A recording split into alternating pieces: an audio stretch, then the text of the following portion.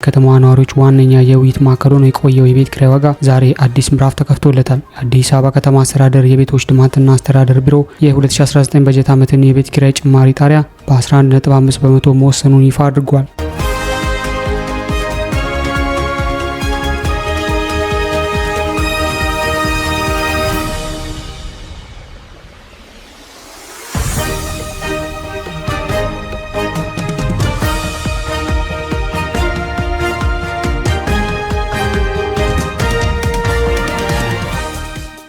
ይህ ውሳኔ ከዛሬ ሐምሌ 1 ቀን 2018 ዓ.ም ጀምሮ በሚጀምረው አዲስ የአከራይ ተከራይ የውል እድሳት ምዝገባ ስራ ላይ ተግባራዊ የሚሆን ነው ተብሏል። ይህ ውሳኔ በአጋጣሚ የተወሰደ እርምጃም አይደለም። የከተማ አስተዳደሩ ባደረገው ሰፊ ሳይንሳዊ ጥናት መሰረት ነው። ይህ የ11.5 በመቶ ጣሪያ ሊቀመጥ የቻለው በዘፈቀደ የዋጋ ጭማሪ አከራዮችና ተከራዮች ሲያደርጉት የነበረው መደራደር በብዙዎች ዘንድ እርግጠኝነት የጎደለው ነበር። አሁን ግን ይህ አዋጅ አከራዩ ፍትሐዊ ገቢ እንዲያገኝ፣ ተከራዩ ደግሞ ከመፈናቀል ስጋት ተላቆ የተረጋጋ ህይወት እንዲመራ የሚያስችል የመካከለኛ መንገድ መፍትሄ ሆኖ ቀርቧል።